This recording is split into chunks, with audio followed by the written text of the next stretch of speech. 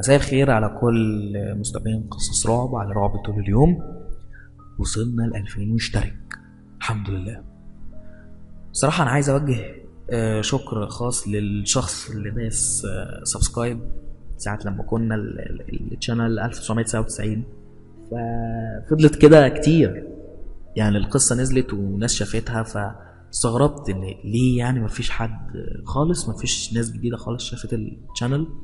فاستغربت شوية، بس الحمد لله ربنا ستر وكرمنا في الاخر، وكله بيكو طبعا، وبسببكم احنا وصلنا للرقم ده.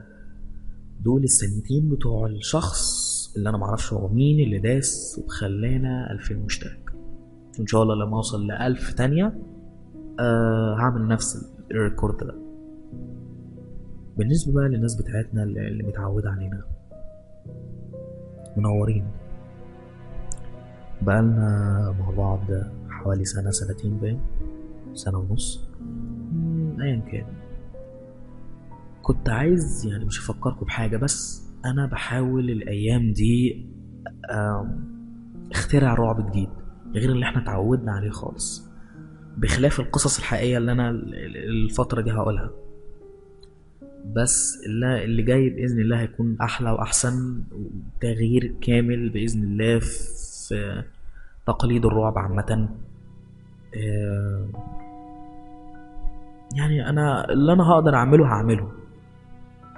قدرت أغير شوية من منوال الرعب، هغير. ما قدرتش، ربنا كاتب لي كده.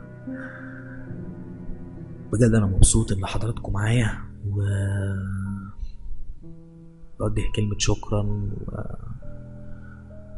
وحبيبي وتسلم وكل الكلام اللي هو الجميل ده لكل واحد موجود في القناة وبيسمع القصة دلوقتي. خلونا نبتدي بسرعة عشان قصة النهاردة حقيقية، ولازم نقولها بسرعة عشان أنا بحب أقول القصص الحقيقية بسرعة جدا. وقفنا المرة اللي فاتت على انتحار مصطفى. معقولة فعلا يكون انتحر؟ وانتحر ليه وازاي؟ لما ماجد قال لي في التليفون انه انتحر، قمت من مكاني جري على الأوضة وانا في كامل القوى العقلية وفي مفهومي انه ما ماتش. عارف اللي عايز الخبر يتصدق تاني، عارف اللي عايز حد يجي في ودنه كده ويقول له مصطفى مات صدق. انا كنت كده. المهم لبست على طول ونزلت، رحت قابلت ماجد وقال لي انه في ضابط اتصل بيه وقال له انت وكام رقم اخر ناس مكلمهم المرحوم، صح؟ فماجد رد عليه قال له ايوه صح. قال له طيب محتاجينكم تيجوا كلكم هنا في البيت بس عشان هنقفل المحضر بسرعة فننجز يعني على طول. انا بقى قلت لماجد يعني اكيد الضابط هيشك فينا، لاننا كنا بنزعق معاه واتخانقنا معاه في التليفون بعد ما مشينا كمان لما اتصل بينا. فماجد بص لي بحسره كده وقال لي انه هددوه في التليفون، انه يعني هو هدده مش مصطفى، ماجد اللي هدده قال له يا مصطفى لو ما سبتناش في حالنا ما بعدتش عننا هقتلك. في نفس اللحظة دي التليفون بتاع ماجد رن، وكان الضابط واتكلم معاه وقال له 10 دقايق وتجيلي هنا تكونوا عندي، عشان هما وراهم في الاسم والحاجات كده، وراهم حاجات كتير. فتوتر ماجد اكتر وقال له بس انا ممكن ما اقدرش اجي. الضابط فهم على طول وقال له ما تقلقش احنا مش شاكين فيكوا، ارجوك تعالى لي لان الموتة مش طبيعية. كده انا ابتديت احس ان ريحة الرعب في الموضوع بدأت تبان كده. فقررنا نروح فعلا، ما قدامناش طريقة غير كده يعني. وصلنا المكان. وصف المكان هو عمارات كتيرة في منطقة لسه واضح انها جديدة، ما فيهاش صريخة بيومين زي ما احنا بنقول عندنا. يعني لو اي حد اتقتل فيها ما محدش هيحس. بس مصطفى ما اتقتلش، مصطفى انتحر ونط من البلكونة. استغربت جدا لما لقيت الناس كلها موجودة في شقته، والعساكر والجيران والظباط وكله بيدور على ايه ما تعرفش. المهم الظابط اللي كلمنا في التليفون جه قدامنا وشافنا اول ما دخلنا من الباب وقال لنا انتوا صحابه صح؟ قلنا له ايوه احنا صحابه.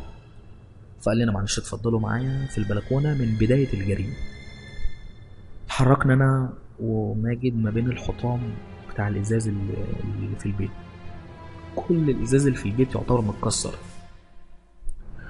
لمحت دوائر صغيره كده موجوده في حروف الحيطان، يعني من تحت كده، تحت الحيطه بتبقى طويله، تحت كده على الجنب الحروف دي بقى اللي في الاخر في دوائر حمرا كده. يا رب ما يكونش اللي في بالي. دخلنا البلكونه، كان في بقع دم كتيره جدا، والحديد اللي في البلكونه في واحده منهم مكسوره، في حديده مكسوره. واضح كده ان كان في حد عاوز يزقه. الضابط قال كمان ان الشقه كلها مكان للجريمه، مش البلكونه بس اللي حصل فيها الجريمه. فقال لنا بس انا عاوز اوري لحضراتكم حاجه. مشي قدام شويه واحنا مشينا وراه، قال لنا الدوريات اللي اتعملت في كل ركن من اركان البيت دي كل واحده منهم مكتوب فيها حاجه شكل، مره رقم مره حرف. انا بصراحه مستغرب، يعني لو انتوا تعرفوا عن صاحبكم حاجه يا ريت تقولوها. فاحنا سكتنا. قال لنا طب حاجه كمان، كان في كتب كتير قوي متقطعه في كل حته، ما خبيش عليكم الصراحه كنت قلقان، واللي اثبت لي القلق ده في الاوضه اللي جنبكم المقفوله دي. اتفضلوا. دخلنا الاوضه. اقذر ريحه في حياتك ممكن تشمها. الاوضه عباره عن مكان لذبح الحيوانات، حاجه قذره جدا بجد. فيران وقطط وكلاب سودا متدبحه كلها، واللي خارج منها الاشلاء بتاعتها. ماجد رجع لورا وكان خلاص هيرجع، الظابط حط منديل على مناخيره كمان عشان ما يشمش، وانا واقف مذهول.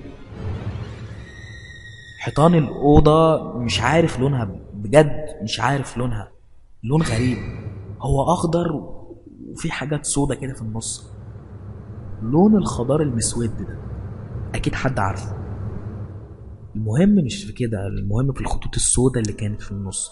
كنت فاكرها خطوط عاديه، لكن اكتشفت انها طلاسم، كلمات كتير قوي ورا بعض. حد فاهم المكان ده ليه؟ ده مأوى القراطة. ماجد خلاص كان هيرجع، والظابط مسكه عشان كان هيقع وهيدوخ، خده على الحمام. ركزت انا ساعتها في الكتب والاوراق اللي كانوا مكتوبين ومرميين في الارض. 3 كتب جنبهم شوية ورق.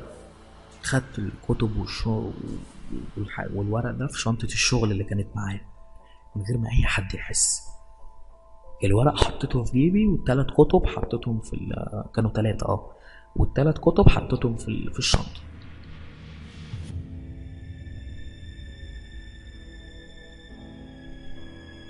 ماجد والظابط كانوا خلاص راجعين عليا. عملت نفسي المذهول قوي بقى وفاتح بقي خالص، بس فتحته عشان لقيت غرابين متعلقين على الحيطة.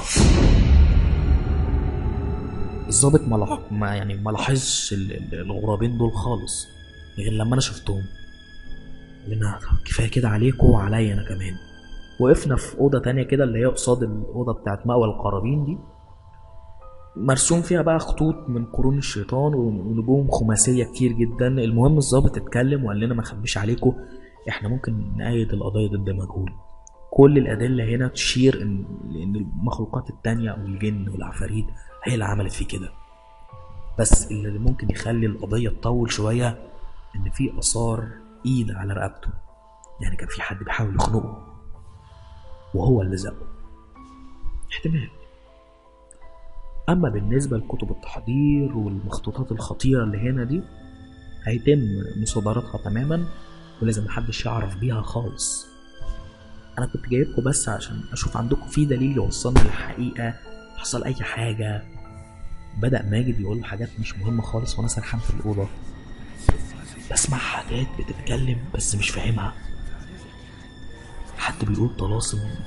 في وسط كل ده كان ماجد بيتكلم وهيقول سيرة إمام، بيجيب سيرة إمام.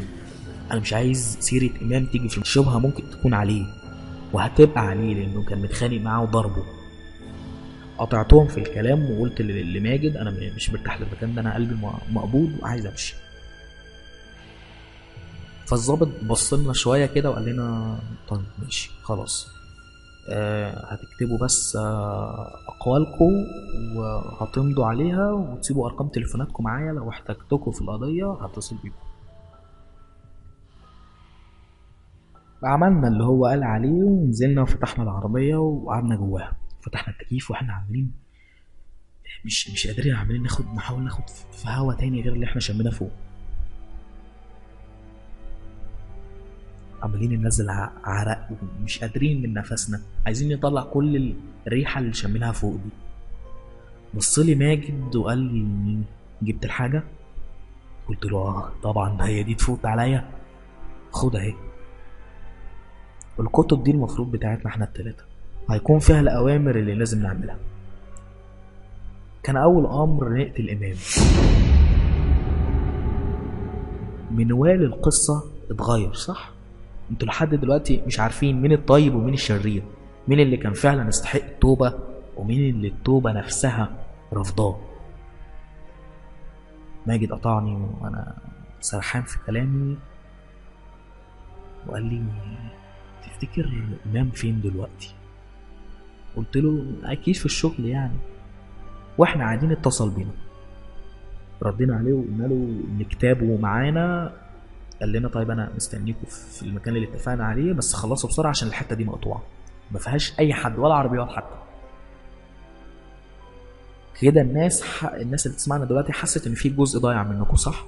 ايه الكتب الثلاثه دي؟ وليه امام مستنينا في حته مقطوعه؟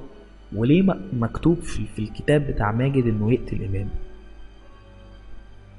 طيب نبتدي بالكتب الثلاثه الاول. الكتب الثلاثه دي الكتب الثلاثه دول احنا كتبناهم بايدينا من زمان، من ايام ما بدأنا مجال الرعب. لكل واحد فينا كتاب، كان فيه 4، راح واحد فضل 3. حطينا فيه طلسم اسمه طلسم قراغان، بيتكون من 17 اسلوب للكتابة، سيرانية، بغبية، عربية، كتير قوي من اللغات دي. كل كتاب من الكتب بتاعتنا دول كتب فيهم الطلسم. غرض الطلسم ايه؟ انه يشرح لك نهايتك هتكون ازاي، بس مش الغيب يعني استغفر الله، لا، ده بيقول لك لو فضلت مستمر في مجال الرعب هيحصل لك ايه في الاخر.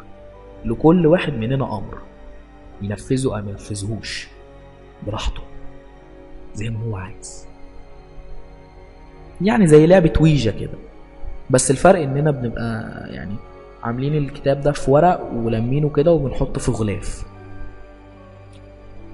طيب الكتب دي لو بقت في ايد واحد متحكم قوي ومحضر جن او خدام كذا مرة زي مصطفى كده، مش هيكون متحكم في قدرنا في الرعب؟ من كتر ما احنا عملنا وصلة بيننا وبين العالم الزفت ده، بقى كل حاجة في ايديه وفي ايد مصطفى كمان، لان هو الوحيد اللي كان لامم الكمية الكبيرة من الكتب دي، كان فعلا بيقدر يتحكم فيهم. المهم انها دلوقتي في ايدينا. تحركنا بالعربية ناحية الطريق المقطوع اللي اتفقنا عليه. كل واحد هياخد الكتاب بتاعه وكل واحد يروح لحال سبيله، ملناش دعوة ببعض تاني خالص. وقابلناه ركب معانا والدنيا بدأت تليل علينا.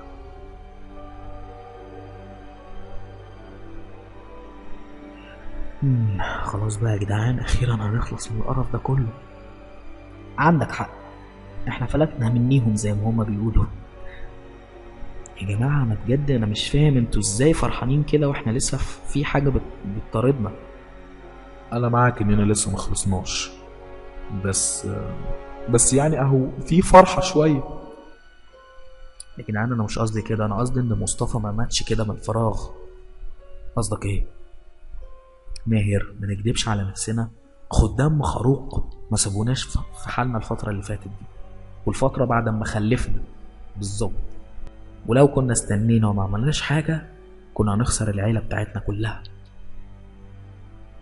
قصدك يعني ان ايوه، مخروق وخدامه هينتقموا مننا واحد ورا التاني.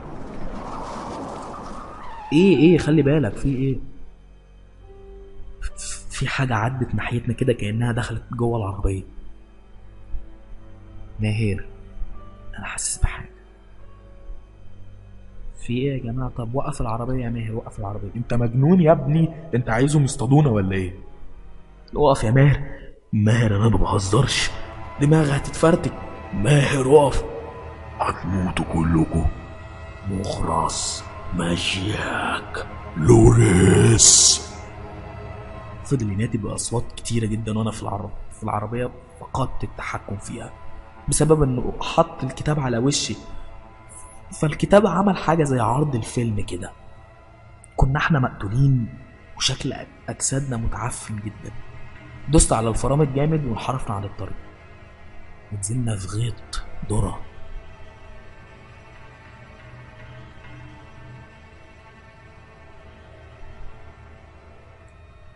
اغمى عليا لأكتر من ساعتين، ما فوقتش غير وعلى ماجد وهو بيقع بجسمه على الأرض. قمت والعربية كانت مقلوبة شوية، المهم زقيت جسمه لحد ما خرجنا من العربية وقعت أنا وهو براها. قومت نفسي وكانت رجلي مش قادر أتحرك منها. ببص يمين وشمال، إمام راح فين معرفش. لقيت ماجد بيقوم وفي نفس اللحظة كان في حاجة بتتحرك في الدورة كده. وقام ماجد وقال لي إمام ضربني على دماغي وجري الناحية دي. جري الناحية دي؟ ما استنيتش انا طبعا وجريت على المكان. كان بيودي ناحيه بحيره كده فيها شجر هناك وكده.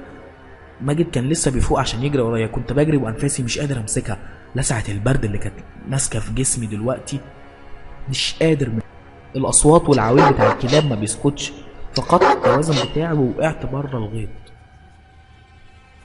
وقعت كده على حته فيها اشجار. لقيت امام، او خلينا نقول المرحوم امام، متعلق على خشب الفزع اللي بيتحط ده عشان يبعد الناس عن الزرع. كان مشنوق بحبل تخين جدا، مش بعيد يكون هو اللي شنق نفسه بايده. وصل ماجد وقع في الارض من الصدمه وقعد يعيط، واللي فاجئني اكتر انه بيقول لي ان انا السبب. ازاي يا ماجد؟ انت السبب، انت اللي قتلته. انا اللي قتلته؟ ايه يا ماجد؟ ارجع لعقلك يا ابني، ما تبقاش اهبل. لا انت عشان مش عايزه في حياتك. كلام ايه اللي انت بتقوله ده؟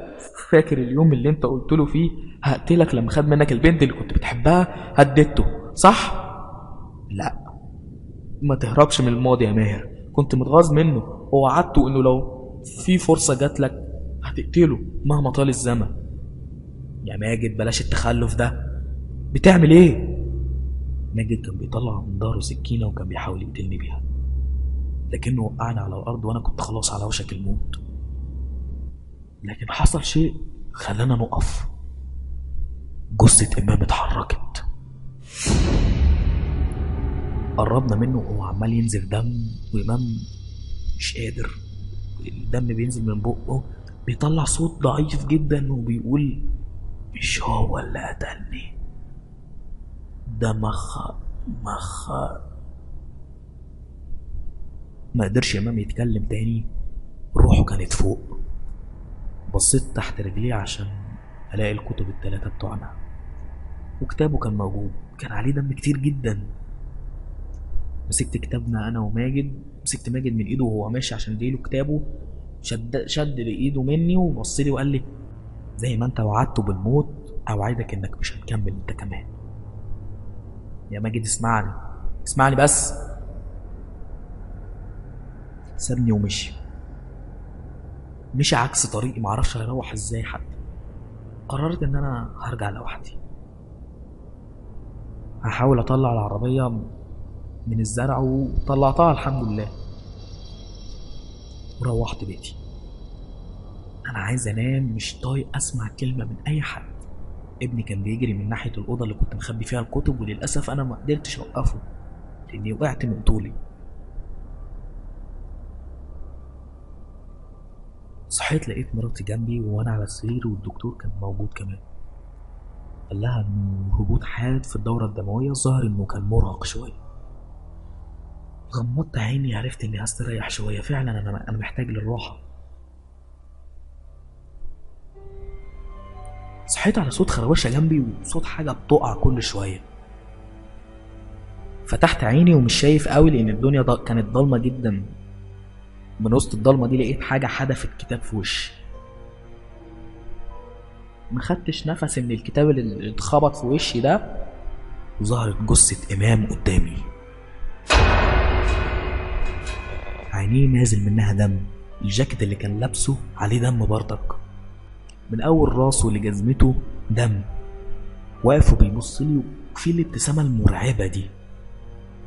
كان في ايده الكتاب التاني، قعد يرفعه لفوق وانا دقات قلبي بيعلى معاها صوته وهو بيقول ازيوخس. فهوة سودا اتفتحت من السقف في اوضه نومي.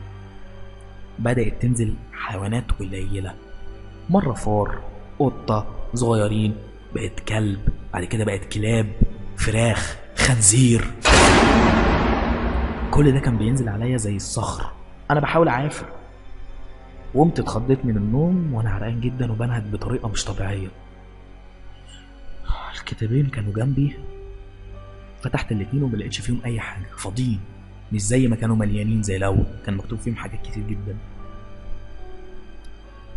المهم دلوقتي انا لازم اغير جو، وكمان لازم ابعد الخطر عن بيت العيلة. اروح اي حتة، لازم اقعد في اي مكان، بس مكان محدش هيفتكره. مفيش غيرها، شقتنا القديمة. اي نعم هي كانت ملعونة، بس جدي قعد فيها ومات بعد شهرين، وابن خالتي كان هربان من البيت قعد فيها، مات بعدها ب3 أيام وهو متقطع حتت. هو حقيقي ممكن تكون حد من خدام مخروق تلبس المكان، بس انا على فكرة جبت شيوخ والامر بقى عادي بعد كده. ما هو مفيش غيرها، اقعد فين؟ اقعد في الشارع يعني. خدت الكتابين معايا وعرفتهم في البيت ان دي مرحلة وهتعدي، كام يوم كده وهرجع. مسكت الصندوق كله اللي كان عندي محطوط فيه الكتب، وركبت العربية وقلت يومين بالظبط وراجع. يومين فعلا، كنت فاكرهم يومين. قبل ما اقفل الجزء ده احب اقول اني لما رحت هناك كنت مرتاح، بعكس اللي انا كنت فاكره. كلكم طبعا وانا كمان كنت فاكر انها هتبقى عذاب، بس انا ما كنتش فاكر انها هتبقى عذاب، لا انا كنت متاكد، بس حصل عكس كده. المهم لما فتحت كتاب ماجد اللي مرضيش ياخده، لقيت مكتوب فيه الامر التالي: اقتل ماهر. استنى الجزء التالت اشوف ماهر هيقتلني ولا لا، وتابعونا على طول. قبل ما اقول لحضراتكم تصبحوا على خير،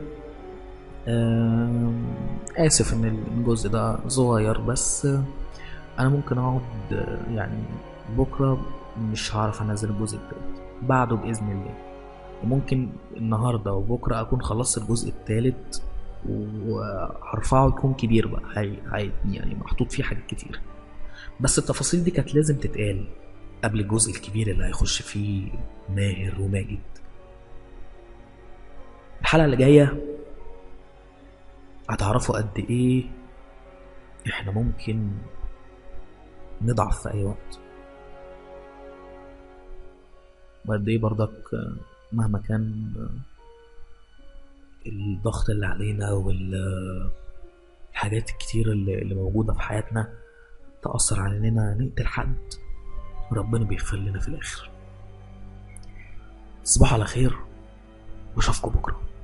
ما تنسوش لايك وشير على القصة لو عجبتك، سواء كنت من اليوتيوب او كنت من اي حتة.